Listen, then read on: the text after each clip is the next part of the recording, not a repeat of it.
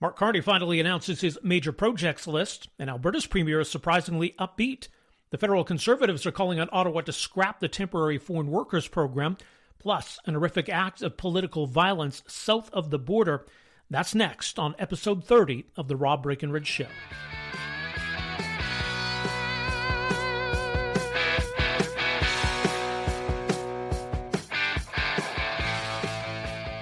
For too long, when federal agencies have examined a project, their immediate question has been, why? That changes now.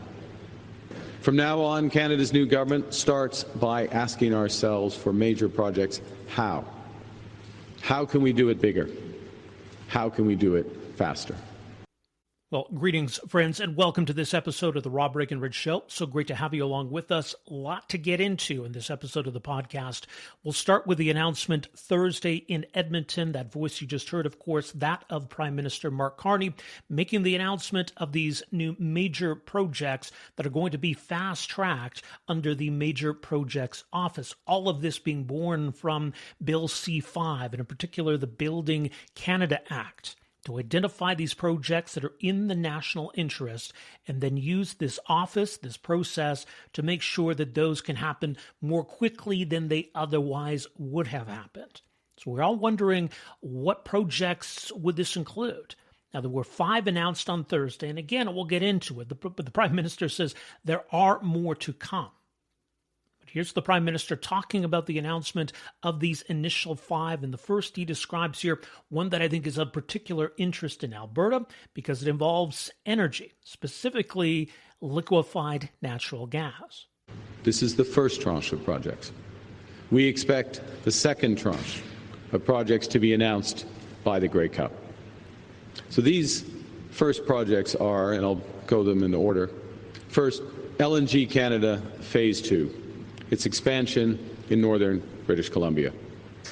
This will directly help transform our country into an energy superpower.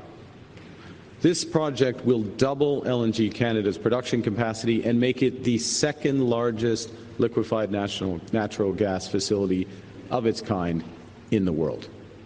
It will diversify our trading partners, help meet global demand for secure, low-carbon energy, and support tens of thousands of new high-paying careers. And leveraging Canada's sustainable advantage, its emissions are projected to be 35% lower than the world's best-performing LNG facilities, and 60% lower than the global average. Okay, so you heard the Prime Minister talk about LNG Canada Phase 2, which is on this list of 5 projects. LNG Canada, the first phase, has been enormous for Canada. And so this will virtually double Canada's LNG Canada's production of liquefied natural gas. So this is big. And there's some other LNG projects on the West Coast that are in various stages of development.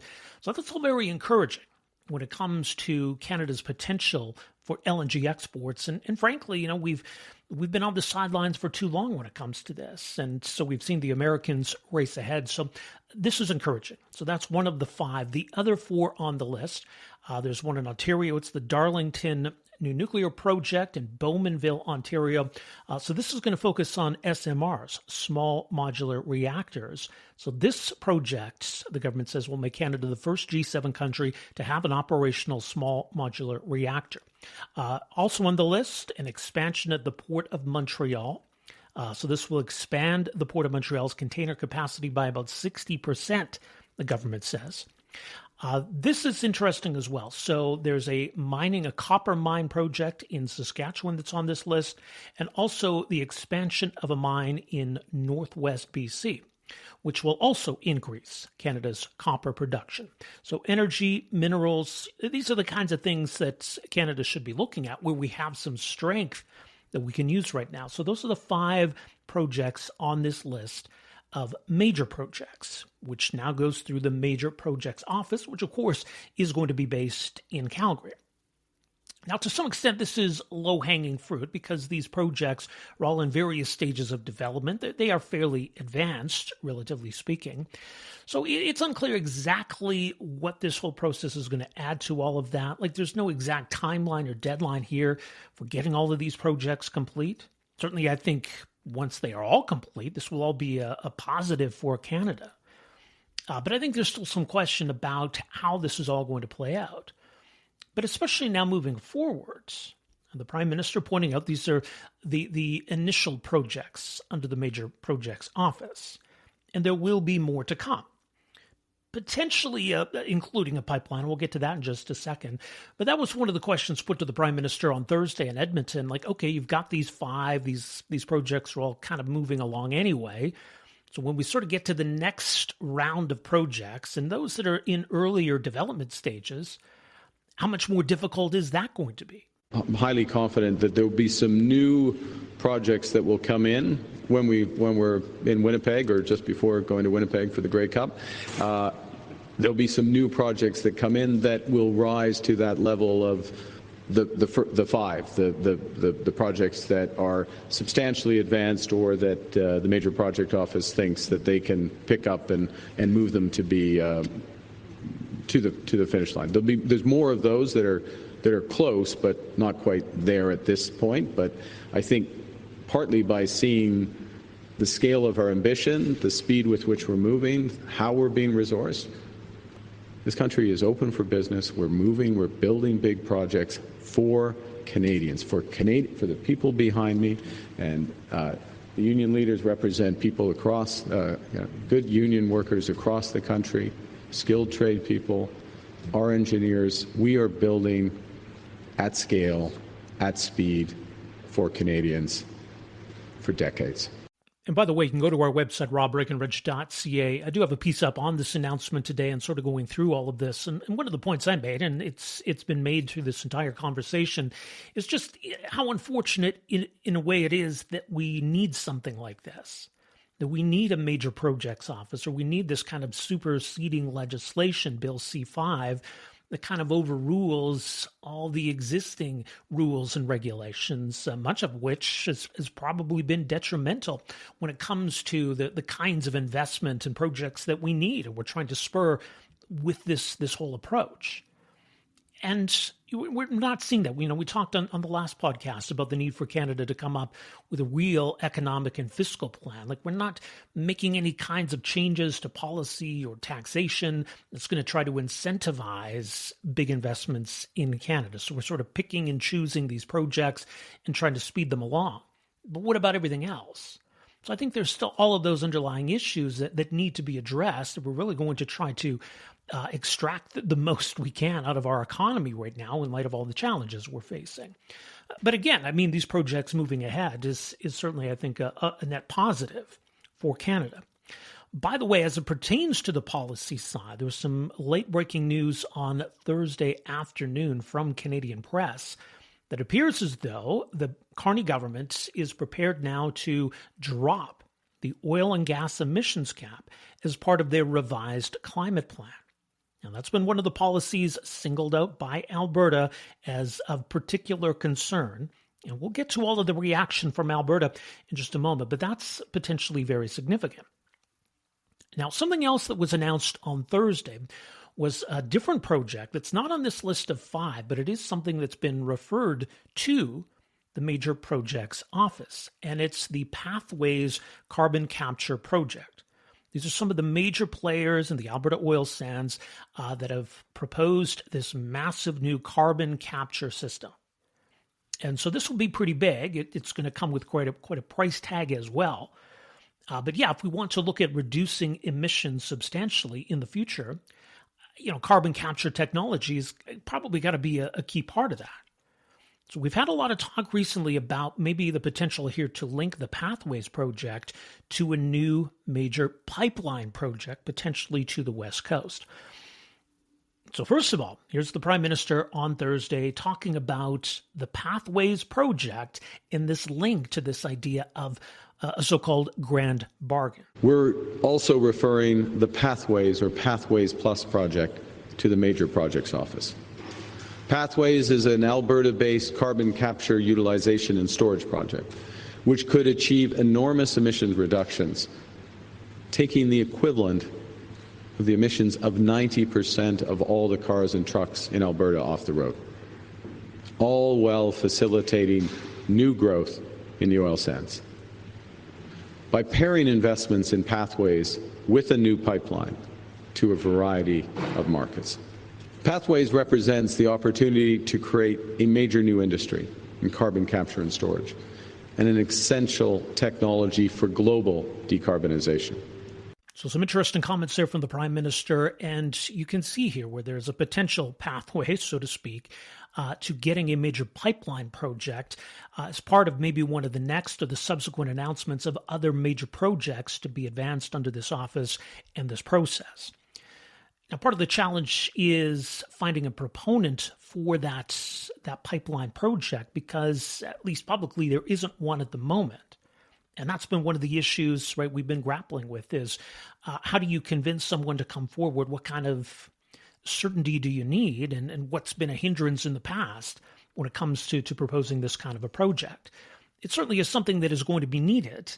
And it's also something that has some huge symbolic value in Alberta. Just the idea that we would have a government in Ottawa that's prepared to accept this or endorse this or make this happen. Now, again, in fairness, I mean, it was the Liberals under Justin Trudeau that advanced the Trans Mountain Pipeline expansion, and that's been very beneficial. But again, you could also argue that that's been offset in a lot of ways by a lot of other things the government did or didn't do. Anyway, so that sets the stage for Alberta's reaction here, which was interesting. We'll get to the Premier's comments in just a second. But yes, Mark Carney and Danielle Smith did meet in Edmonton on Wednesday, just ahead of this announcement. The Prime Minister on Thursday was asked about that meeting and asked about how he intends to address some of the concerns Alberta has raised. I had a very good meeting with the Premier yesterday, part of a series of meetings between our officials that have been ongoing. We've made a lot of progress on a number of issues. I'm confident that we'll continue to make progress in the coming weeks ahead. I drew on the observation of the characterization of the Premier back in Saskatoon in June that there is a grand bargain which pairs Pathways, a major decarbonization project, with a new pipeline. What's happening here today is we are saying that we are going to accelerate work on Pathways. We see this as a potentially viable project. The Major Project Office will continue to do the work. That creates the opportunity for the plus. The plus is potential pipeline to a variety of potential markets. There isn't currently a proponent of a pipeline, a private sector proponent of a pipeline. So there's a variety of potential markets. We have the ability under C5 to take into account the national interest, which would include decarbonization with Pathways, economic benefits, diversifying of markets, jobs, other aspects, in order to make adjustments to those regulations in the national interest. So that's what's being explored. There's more work to be done in those regards, but as I said, and I wouldn't read anything more than the adjective into it, we're making progress. It's constructive, and we're focusing. Final point, as the federal government or through the Major Projects Office, we're focusing on what we can control, which is the regulatory authorities, the financing, the other aspects of the Pathways project, which is a necessary condition to unlock those pipelines. So the Prime Minister says the meeting with Alberta's Premier went well. Alberta's Premier says the meeting with the Prime Minister went well. I should know, by the way, that the news that came out late Thursday that I mentioned, that Ottawa is perhaps prepared now to abandon the oil and gas emissions cap, which, yeah, it is bad policy, does need to go. But that news came out after both Carney and Smith had spoke on Thursday. So we didn't hear anything publicly from them. I do wonder, though, if maybe this is something that was discussed during their meeting on Wednesday. And maybe there were other things discussed in that meeting that neither can yet comment on publicly. Because it really stood out to me, and I think to a lot of people, just how upbeat and optimistic Danielle Smith was in talking about the meeting, talking about the 5 projects that were announced by Mark Carney on Thursday.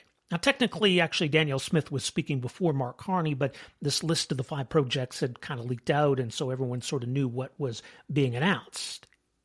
And with that, everybody knew that there was not an oil pipeline on this list. And that was already starting to get some reaction in Alberta, like, what's going on here? But I'll let you hear what the Premier had to say Thursday morning, because like I say, she was very bullish, very optimistic about where things stand following that meeting with the Prime Minister on Wednesday. I would say that my meeting with the Prime Minister was about as encouraging as any meeting I've had with the federal government in a long time. I think he really understands the issues that we've put on the table, and we're working through how to address them. I've talked about the grand bargain, and it really has 3 elements to it. I want to see, of course, a pipeline to the BC coast, the Pathways project, and also some of the bad laws that are impacting the investment climate. And so it's taking us a little bit of time to work through that, but we're making great progress. I understand that the Prime Minister is looking for a next tranche of major projects to be announced by Grey Cup, and I'm really hopeful that by then we'll be able to have something to share. So like I say, it's interesting that Danielle Smith was so upbeat and optimistic about all of this, because she certainly hasn't shied away from criticizing, or you could say slamming, Carney and the federal government before on these issues. But clearly, she took something out of that meeting that left her feeling optimistic about where all of this is going. And I'll tell you, I mean, there's a potential for some mutually beneficial political element to come of all of this. I mean, the Prime Minister, I think, certainly in terms of Alberta, can look like a hero and take a lot of the wind out of the sails to whatever extent it exists with the Alberta separatist movement.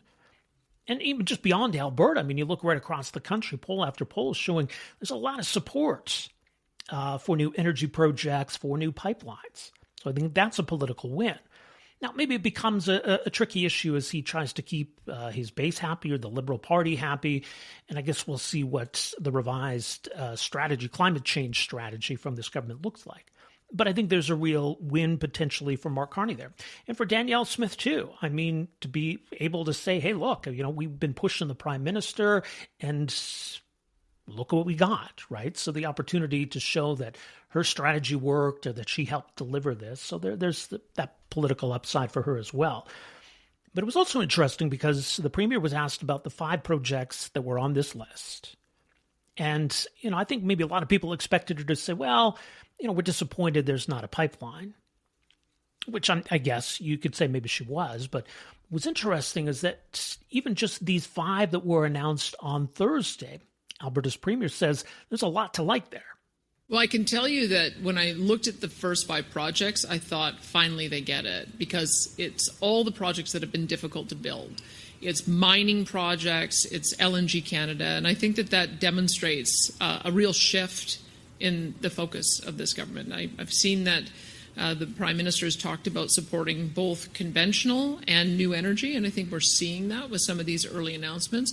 And I would just ask people to be patient. I mean, we went from having chased away, $500 billion worth of investment over the last 10 years. You can't turn that around immediately. And so to have 5 major projects this quickly, with the promise that through the Major Projects Office, located in Calgary, with led by Don Farrell, who does actually have some experience in building a bitumen pipeline to the West Coast, I think people should be encouraged that they've got the right person who's assessing those projects, and that they're heading off in a good direction. We have a little bit more work to do to address the overall investment climate, and that's what we're going to be working on.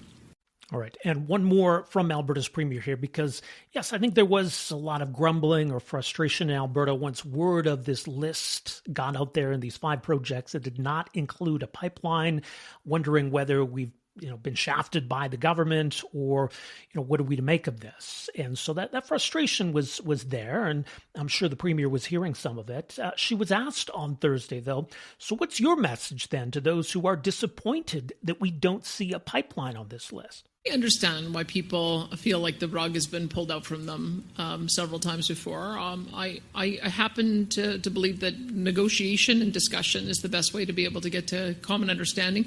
And I found more common ground with the Prime Minister when I met with him yesterday than I have with any meeting with the Prime Minister. So I'm going to continue to work through to get our issues addressed. hopefully well before the end of the year, hopefully in time for that next tranche of announcements and at the Grey Cup. But I would just encourage Albertans to not lose faith in the process. Let's work together on it, because I think we're all stronger together if we can get to a point where Alberta is supported. It helps us and it helps the country. So to recap, a very interesting day Thursday with the announcement of the first 5 projects that are going to be advanced under this major projects office, and a very upbeat Alberta's Premier when she was asked about our relationship with the federal government and whether we're seeing some common ground in cooperation on some of these big issues. So much more to come here. The Prime Minister teasing more announcements to come, perhaps by Grey Cup, which I believe is November 16th. And perhaps some other announcements to come on the policy side as well. As we noted, this news from Thursday about maybe the oil and gas emissions cap being scrapped. So I'm sure much more to come on all of that. We got much more to get to on this episode of the Rob Breakenridge Show. Later on, we will touch on the events this week south of the border. The horrific murder of conservative political activist Charlie Kirk. Some of the reaction in this country to such a senseless act of political violence. Where are things going in the United States? I think a lot of concern about this trend, I guess, when it comes to political violence and what we're to make of it here in Canada. So we'll talk more about that coming up later on. Just a moment here, we're going to get into the issue of the Temporary Foreign Workers Program. Now, this has been a source of controversy for some time.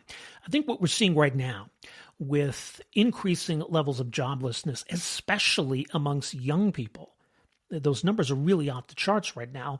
On top of that, just concerned that the government has mismanaged the whole immigration file and how that's affecting the jobs market, how that's affecting the housing market. That's really put, a spotlight on the Temporary Foreign Workers Program. Do we even need it anymore? Or especially right now with everything going on? Well, the federal Conservatives have keyed in on this policy. They are calling on the federal government to put an end to the Temporary Foreign Workers Program. We're going to hear in just a moment from Michelle Rempel-Garner. She's the Conservative Member of Parliament for Calgary-Nose Hill. She's also the party's shadow minister on the Citizenship and Immigration file. We'll find out a bit more about why it's now time to bring this policy to an end. You're listening to The Rob Breakenridge Show.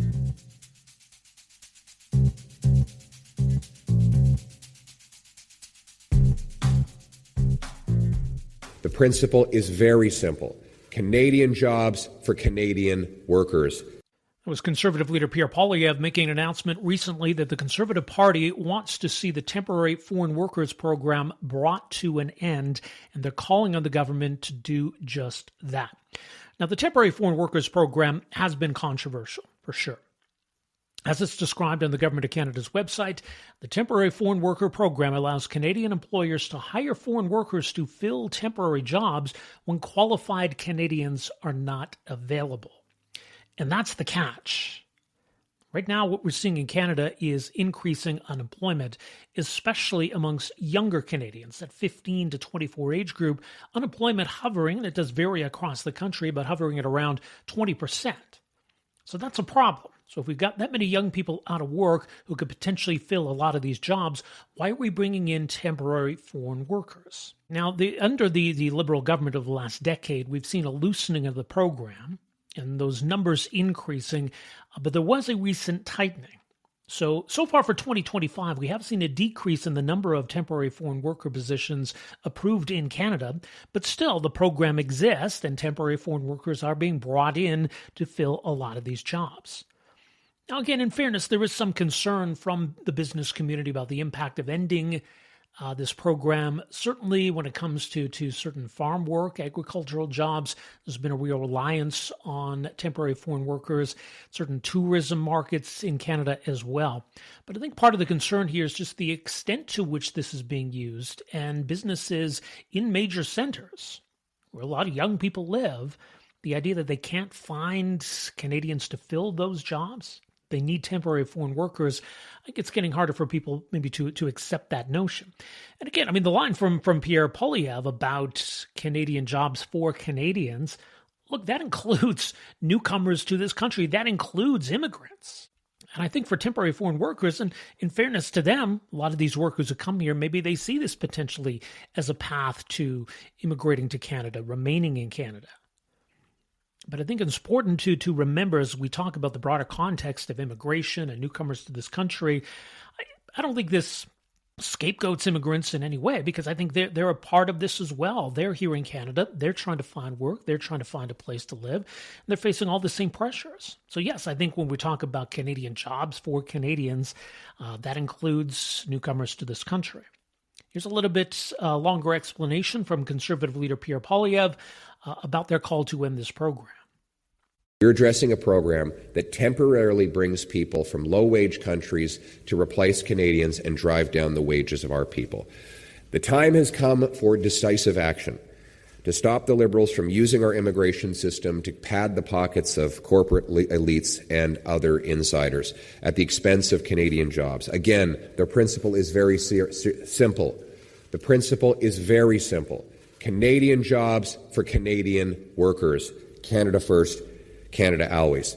That's why Conservatives are calling on the Carney government to permanently scrap the temporary foreign worker program and to stop issuing visas for any new temporary foreign workers coming into the country.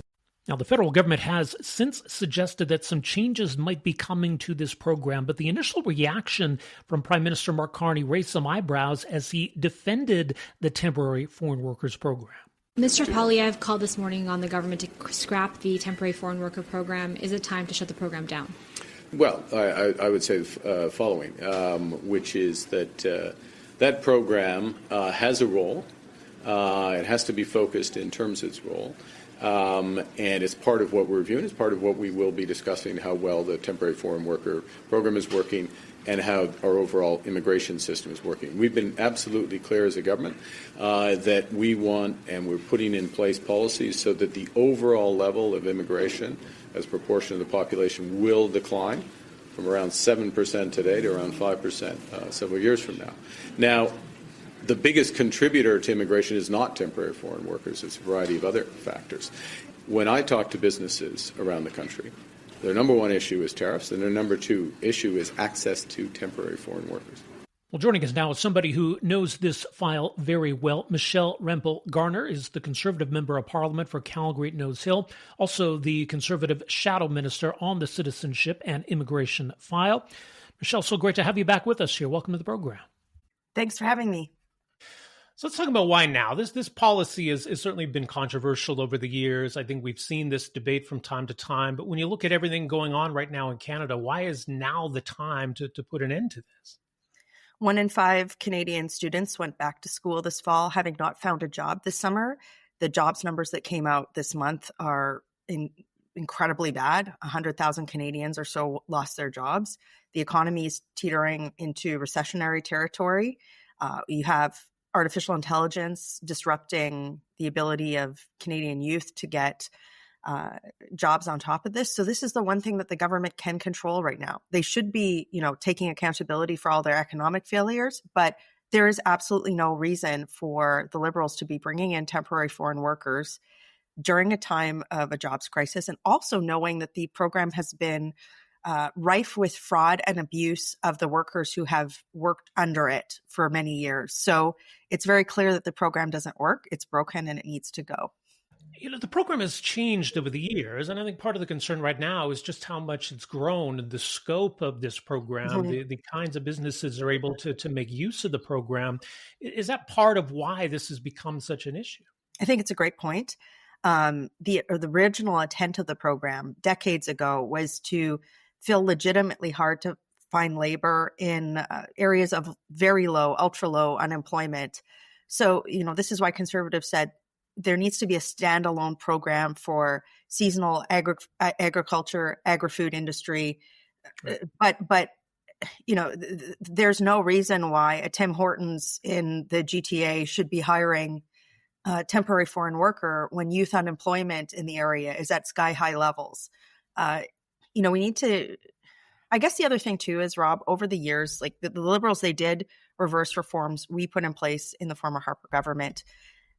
I think what they've done by juicing the numbers on this program, making it so easy for companies to use it, is that they've actually normalized essentially an indentured labor underclass in Canada. And that's not fair to people who want to come to Canada to work. to work under these conditions, and it's not fair to young Canadians. Well, that's the thing, right? I mean, it's not about those that are a part of the temporary foreign workers program. They're following the rules. They're doing what this program allows for, right? This is really more about the policy, not the people. 100%. And so when you think about this, like the massive number of foreign workers writ large, like that are temporary in one stream or another, that the Liberals have allowed in, knowing that the economy is in a downward slide, knowing that per capita GDP is falling, knowing that the country is in a productivity crisis, and knowing that these workers are being abused, it's actually a moral issue at this point too. Like the government is making a wrong moral choice by allowing this program to continue. So it's got to go.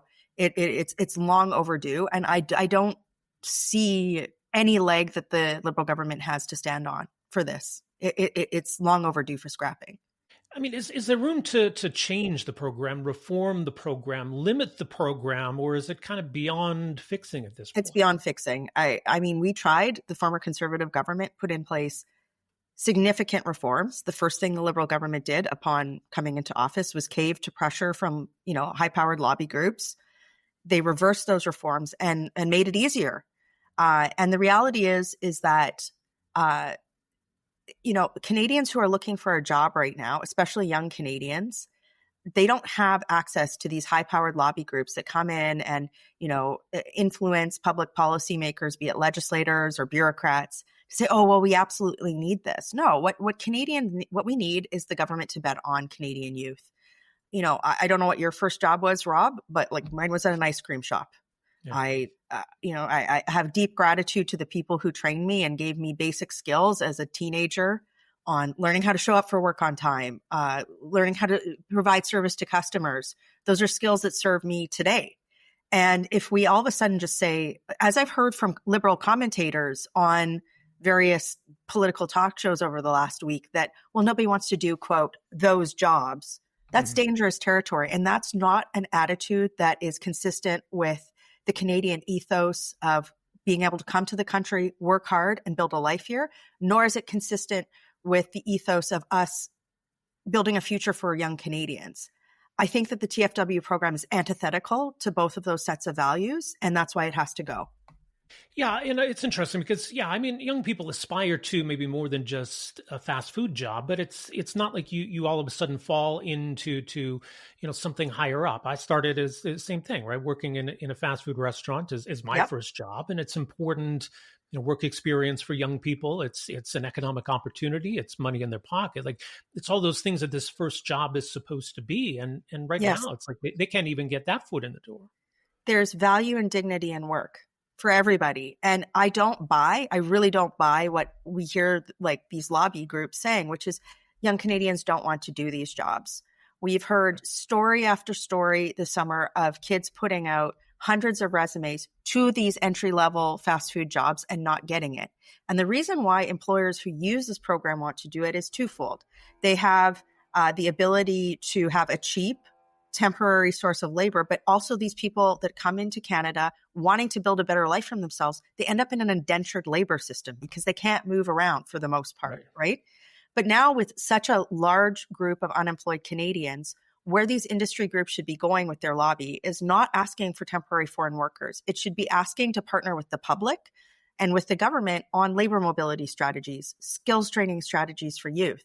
But also they have to be willing to train young Canadians and accept the fact that if they do not provide working standards and wages that incentivize Canadians to work in their jobs, then maybe the call is coming from inside of the house and maybe they need to change their standards. And I'll just close with this. As a conservative, Rob, this is one of the most anti-market interventions that the government has right now. Mm-hmm. It's totally within their control to cancel, and they should be doing that. Yeah, that's the thing. And I think people are sympathetic at some level of the concerns of small business. And you just look at everything small businesses in Canada have had to deal with over the last 5 years in terms of the pandemic and regulatory burden and energy cost and red tape and taxes, the list goes on and on. So yeah, there's sympathy when it comes to, this could potentially affect us. But as you say, there are different ways to address that. 100%. And I think, Rob, the temporary foreign worker program has actually prevented that public policy debate, right? Because why would industry be incentivized to talk about productivity strategies or labor mobility strategies or skills training strategies if they have this crutch that's readily available, and that is a readily available, almost unlimited source of temporary foreign labor. And again, like, just to reemphasize, this is bad for the people who come to Canada. Again, wanting to come to Canada, I don't blame them, but like they're indentured labor, right? So how are working conditions going to?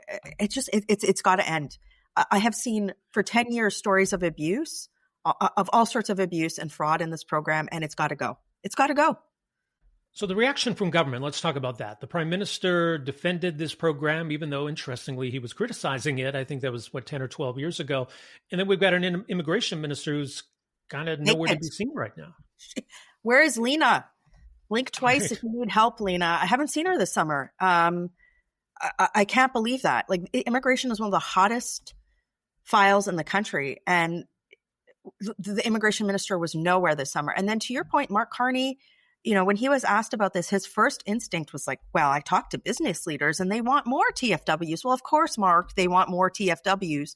What are you doing to protect Canadian workers? You've got these companies that are out there asking for TFWs while you've got an entire group of Canadians that are out of work, and Mark Carney's there like protecting these companies. Oh, yes, absolutely. I will 100% get you these workers. And, it's been interesting, just even from a political perspective. I've watched the Liberals over the last week since Pierre Poilievre and I made this announcement, and they're all over the place. They don't know what to do because they're trying to defend this program and it's indefensible. No matter which way they step on it, they're going to step on a minefield that is born out of, the injustice that's seen by both workers in this program and Canadian workers. So I think they're going to have to cancel it. Certainly, we're going to be the public's putting a massive amount of pressure on it. It's not even just me, right? It's been incredible to me to watch people from across political stripe, workers, David Eby, NDP Premier of British Columbia, to go, nope,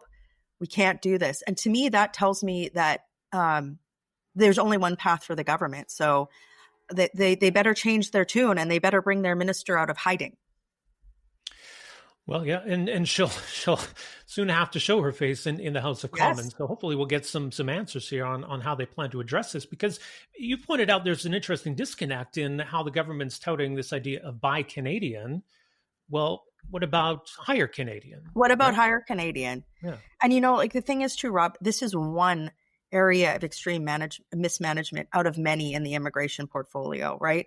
So, you can expect from myself, my colleagues, our party leader, to be raising a lot of other issues related to the immigration portfolio in coming weeks as well. Yeah, that's the thing. I mean, fortunately, we did get some moves to rein in immigration, but it's almost like the government just sort of patted itself on the back and say, well, look, we fixed everything with some really modest, mild, minor changes. No, and I'm glad you raised this, because the levels are still way at historic highs. And one good example of this is former immigration minister, who I think turned into the housing minister, or was the housing minister and then is justice minister, was Sean Fraser. He bragged about, in essentially a 2-year period when he was minister, bringing in, I think it was close to 750,000 people on foreign student visas, knowing that there was a housing crisis, being warned by his department, this is too high, right? And they did it anyways. And so now there's that glut of people who came to Canada wanting to, work and whatnot, but they're working their way through the system, like foreign student visas, postgraduate work permits. We don't have the housing for them. We don't have the healthcare for them. And the economy under the Liberals is not creating the jobs for them. So the Liberals have to be held to account for making conscious decisions that broke Canada's immigration consensus, that have abused foreign workers and have taken away opportunities for Canadians. And that's the broad focus that we're going to be bringing to the government this fall. Yeah, it was interesting. You mentioned there was an Abacus data poll this week, shows 44% of Canadians say scrap this program, only 30% say keep it. When you look at younger Canadians, those numbers rise even higher. And it's all of that going on right now, right? I can't find a job. I can't afford a home. And now we're facing the precipice here of the economy really tanking. It's no wonder why there's such unease and frustration out there. 100%. And like, when you think about, when you carry this trend forward 10 years from now, the kids that are coming out of school, like high school, they're in college, whatever right now, and they can't find a job. Where are they going to be in 10 years, right? What kind of problems are associated with youth who can't get those first jobs, can't afford to buy a home, can't get the experience to build up in life? And that is not a Canada that anybody should be driving towards. We need to go back to like betting on Canadian kids first, and then ensuring that when people want to come to this country, that those immigration levels are matched with housing, healthcare, and jobs. And for now, like the Liberals have way juiced the numbers. They're out of control.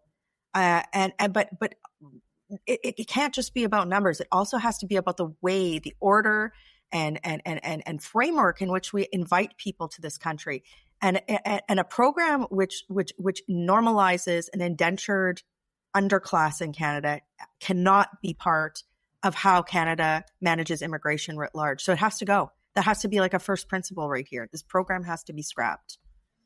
It is interesting. I think in certain respects, we've seen that Mark Carney is not necessarily beholden to, Trudeau legacy policies, but there's a strange sort of, I don't know if it's reluctance or if it's just inaction when it comes to the immigration file. What do you make of that? I think Mark Carney is so out of touch, and the only people he talks to are his Brookfield-related buddies.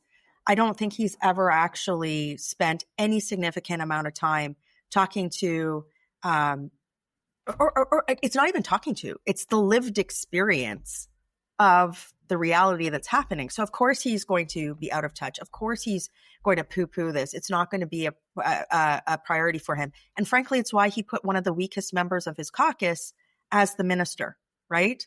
I think one of the jobs of my colleagues, our party leader, myself, this fall is to showcase that out of touchness and demand changes. And yesterday, Conservative leader Pierre Poilievre, he gave a great answer to a question in a scrum about our plans for immigration. It's essentially, it's like, look, this is not the fault of people who want to come to Canada, but right now, given that the Liberals, they've broken the system, they don't have plans to fix it. To your point, we're going to fix it. We're going to demand bold changes. And so the TFW announcement was the first of many, and expect more this fall. We'll watch for that. Parliament resuming, of course, next week. We'll leave it there. Michelle Rempel-Garner, thank you so much for making some time for us here. Appreciate it. Thanks for having me. Okay, that is Michelle Rempel-Garner, Conservative Member of Parliament for Calgary-Nose Hill and Conservative Shadow Minister on Citizenship and Immigration. So she mentioned she was alongside Pierre Poilievre in announcing this new policy. We'll see what the government decides to do. I don't think they're going to scrap the program, but I think they got to be aware of just how it's playing right now and the concern that's been raised about unemployment in Canada, particularly among young people. Now, look, this isn't really just a right-left issue. It's kind of interesting to see some of the reaction to this policy announcement, because you've got the Canadian Federation of Independent Business raising concern about getting rid of this program. But on the other side, I mean, Michelle mentioned David Eby, the NDP Premier of BC, calling on this program to be scrapped. Even here in Alberta, you have the Alberta Federation of Labour, pretty left-wing progressive organization, very much aligned with the NDP, saying, yeah, on this one, we do agree with the Conservatives that the policy needs to be scrapped. So again, we'll see what the government decides to do. And there's potentially some concern here if this leads to higher prices or businesses closing down. I mean, we don't want to see that. But it is unfortunate we get into a situation in this country where ending the temporary foreign workers program would cause that. And why do we have such trouble matching those that need a job with businesses that need workers? So we'll see where this all goes from here. Coming up in just a second, we'll wind down this episode of the podcast with some thoughts on what unfolded this week in the United States, on the horrible, senseless murder of conservative activist Charlie Kirk. This is the Rob Breakenridge Show.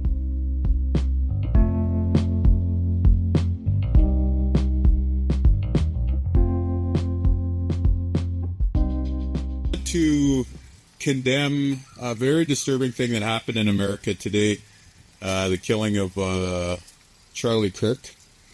And the reason why I wanted to mention it here, very, very chilling, disturbing act, is to make clear that within our democracy there is no place for violence. If you disagree with somebody, if you object to the way that they conduct themselves in public, the way to settle that is through our public discourse and our public sphere with peace. Well, some poignant words there from Mark Carney, the NDP Premier of Manitoba, commenting on Wednesday, as many Canadian politicians were, about the tragedy that unfolded south of the border. Conservative political activist Charlie Kirk was speaking at a university in Utah. He was shot in the neck, rushed to hospital, died of his injuries, a pretty shocking act of political violence. Now, there's a troubling trend in the United States, and I think it's really worrying the point that the United States is at here. And you look back just in recent months, just recently you had an elected Democratic politician in Minnesota and her husband murdered. You had, of course, an assassination attempt on Donald Trump. You had an assassination attempt on Josh Shapiro, the Democratic governor in Pennsylvania, and other acts of political violence. And I think the concern is once you start to go down this path, it can be very difficult to get off it, and that this can represent a real threat to democracy. And I mean, I mentioned those examples. Clearly, this is something that you see coming from both sides here. And there can be a reluctance to really tackle the problem head on. And I think on each side, there's kind of a reluctance to see or acknowledge or deal with, come to grips with what's happening on your side. And this can be used as a political weapon against the other side. So I don't know where all of this is going. And this may prove to be a watershed moment for the United States. Perhaps maybe some good can come of all of this, or perhaps things just continue to spiral, and nobody really knows at this point. As Mark Carney said, and it should go without saying, this is not how you resolve political differences. And, say what you will about Charlie Kirk, and look, I'm not of that political ilk, but it shouldn't matter. We can acknowledge the principle here of just how unacceptable and horrific something like this is. But, I mean, Charlie Kirk was at a university debating and speaking to people, trying to be open and accessible. And I think you want that. You want to see the exchange of ideas. Never mind whether you agree with the ideas being espoused. Yeah, I mean, Charlie Kirk was certainly a rising star in the conservative Republican movement in the United States, very much linked to Donald Trump and MAGA and the White House. And who knows what kind of future he might have had. It's easy to see him as somebody rising in prominence, rising up the ranks, maybe being an elected official, or who knows, perhaps even a presidential candidate at some day. Instead, his life is cut short at just 31 years of age. I mean, a guy who has a wife and 2 children. I mean, it's so horribly tragic. Something like that should never happen.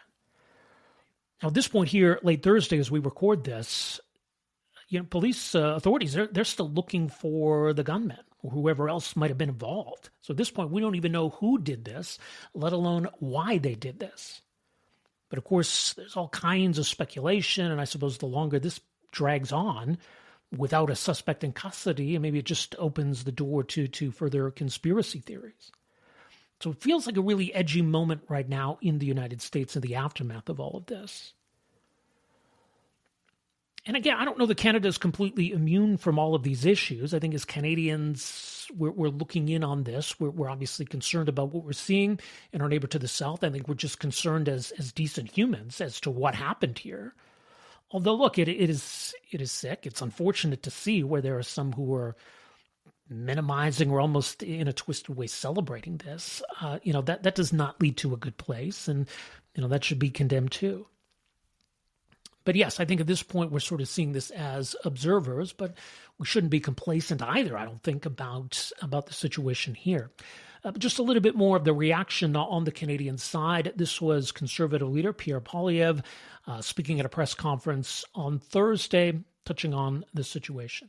Please allow me to offer my condolences to the family and loved ones of Charlie Kirk, the 31-year-old father of 2, who was mercilessly assassinated yesterday at a university campus for having expressed contrary views. Universities are supposed to be places of debate where differing opinions can be offered and exchanged in peace and security. We must all unite regardless of our political views, around a simple principle: political violence is never acceptable. Every person should be free to express their opinion without fear of violence. And there was also this too from Alberta Premier Danielle Smith, who was asked about Charlie Kirk at her press conference Thursday morning. No, I never met him. I have colleagues in the legislature who have, but it was an assassination for somebody who didn't like his political ideas. And it should be roundly and completely condemned by everyone across the political spectrum. It's horrifying, and that shouldn't happen for somebody who has a difference of opinion. We should be able to have differences of opinion, talk it out. Sometimes it gets passionate, I understand that, but there's no excuse to what happened yesterday. It's an absolute tragedy for him and for his family, for his 2 young children. Okay, so again, as we record this here late Thursday, it's still unclear who was responsible for murdering Charlie Kirk and why they did it. And obviously, we don't know where things in the United States go from here in terms of what seems like this downward spiral or real escalation in political violence. And for us as Canadians watching all of this, maybe in some ways watching with horror, perhaps it's a reminder, too, not to be complacent, not to let us get to that place. And so let's hope that proves to be the case as well.